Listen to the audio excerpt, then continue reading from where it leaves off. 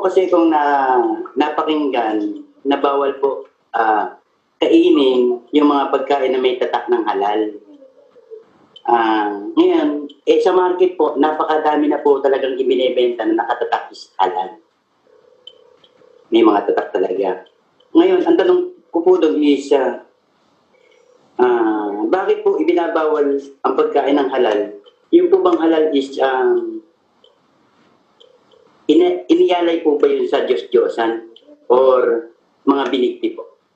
Yan na po, kapatid ko. Ang halal, kaya nga may tatak na halal, pagkain ng mga Muslim. Di ba? Yung halal, ipinapanalangin ng mga Muslim yon sa kanilang Diyos. Tama ba ako ron, kapatid? Inihahandog nila yon. Yun ang proseso ng halal. Tignan natin ayon sa Islam, ang animal na halal ganito. Halal meat, makibasa natin. Halal meat. The animal must be slaughtered in the name of Allah. Prior to the slaughter, these words should be said, Bismillah, Allahu Akbar. This means in the name of Allah. Allah is the greatest. These words are said to acknowledge the fact that Allah has given us the gift of food. Yan ang sinasabi. Inaalay nila kay Allah nila sa Muslim bago i-slaughter o bago patayin yung hayop, no?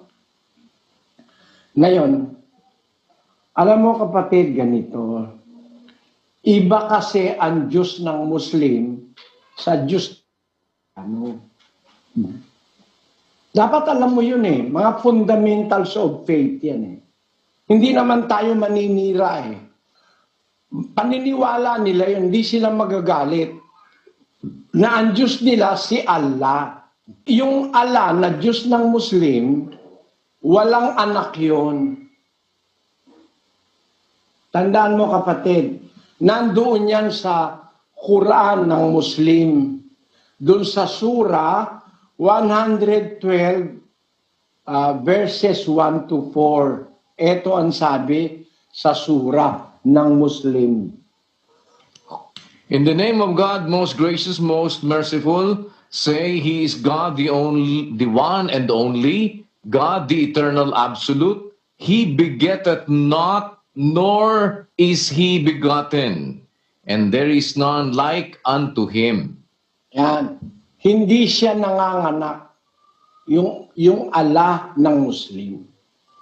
Lalabas, wala siyang anak.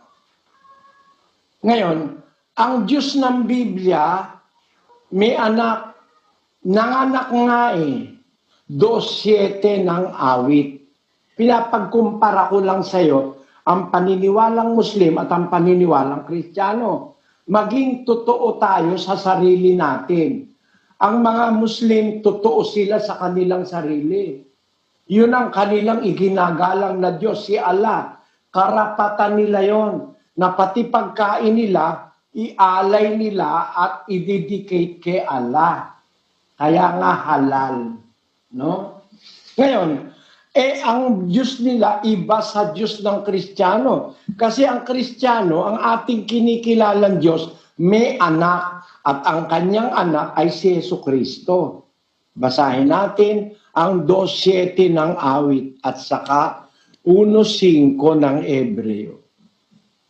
Aking sasaysayin ang tungkol sa pasya. Sinabi ng Panginoon sa akin, ikaw ay aking anak.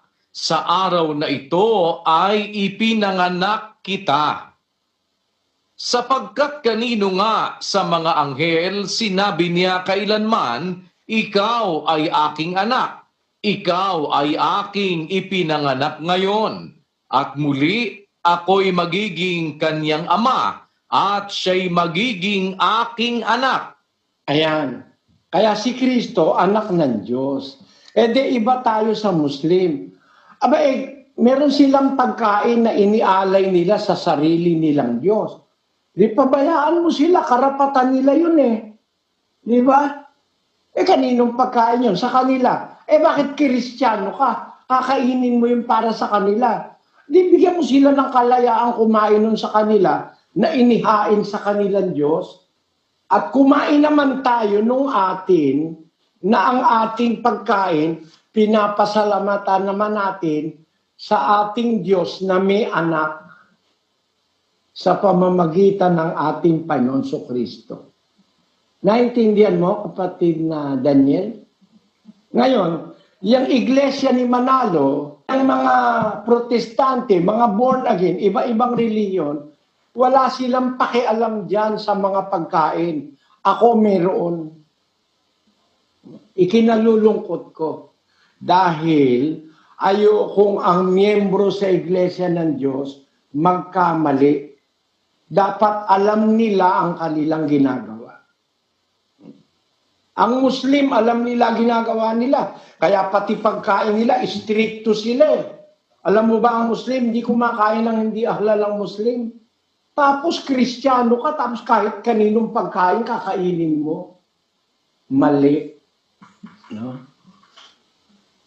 Kaya yung mga Kristiyanong nagsasabi, Kristiyano raw sila. Inihanda sa Diyos-Diyusa ng mga Katoliko. Inihanda kay Buddha. Inihanda sa Diyos-Diyusa ng mga Inchik. Lamunan ng tikoy, mga handa sa piyesta, kung saan-saan nilalamon.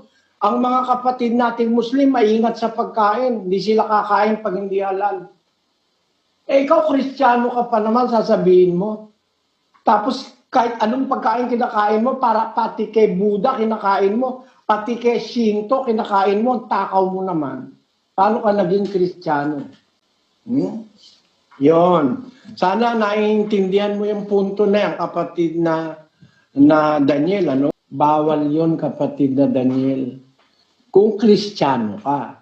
Ngayon, kung Kristiyano kang hilaw, Kristiyano ka lang sa pangalan, pakita mo ang dai-dai niyang Hindu offering na yan. Oh. Hindu offering. Pakita mo yung Hindu offering. Oh. Food offering ng mga Hindu sa kanilang mga Diyos-Diyusan. Oh. Naku, hindi tayo dapat kumain yan. 8:7 ng unang Korinto, kapatid na Daniel. Gayunmay wala sa lahat ng mga tao ang kaalamang iyan, kundi ang ilan na hanggang ngayon ay nangamimihasa sa Diyos-Diyusan ay kumakain na parang isang bagay na inihain sa Diyos-Diyusan. At ang kanilang budhi, palibhasa'y mahina, ay nangahahawa. Ayan, nahahawa yung kanilang budhi. Masama ang nagagawa sa budhi. Niyang mga inihandog sa Diyos-Diyusan, ng mga Hindu, mga Buddhism, Shintoism, mga kung ano-anong mga reliyon na inihahandog yung pagkain sa kanilang mga Diyos. Di kung Kristiyano ka, totoo kang Kristiyano, ay kumain ka nung pagkain na pwede mo namang pasalamatan sa Diyos, pabindisyonan sa Diyos ng mga Kristiyano sa pamamagitan ng kanyang anak na si Jesucristo. Naiintindihan mo po, kapatid na Daniel, yung sagot ko sa iyo? Opo, malinaw po, Brother Eli. Yung nagpapasalamat ako dahil totoo po niyan. Hindi ko narinig sa aming hindi ko narinig sa aming iglesia, sa aming church. Kaya nagpapasalamat ako dahil natagpuan ko itong inyong Bible exposition, natagpuan ko yung inyong mga aral. Talagang natutuwa ako, nagagalak ako na marami kong natutunan. Yung mga bawals dapat talaga naman talagang paano masasabing ikaw ay sumusunod sa Diyos kung yung mismo mga utos is hindi mo kayang gawin? Yun lang. Masarap yung Tama yan, kapatid na Daniel. Paano mo masasabing sumusunod ka sa Diyos kung yung utos ng Diyos isinasa isang tabi mo? At paano mo masasabing Kristiyano ka kung yung batas ni Kristo hindi mo iginagalang? Tama yan. magkaibigan tayo dyan sa punto na yan. Ngayon, ewan ko lang kung pwede tayong magkaibigan sa lahat ng punto. Pero sana patuloy kang makinig, kapatid na Daniel. At kung meron ka pang ibang gustong liwanagin, tumawag ka lang at kumonekta ka lang. Basta't nauna ka, okay lang. Pero wala na akong oras, kapatid na Daniel. Kapos na ako. Salamat ha. Bukas na lang tayo uli mag-usap kung kailan ka makakakonekta uli.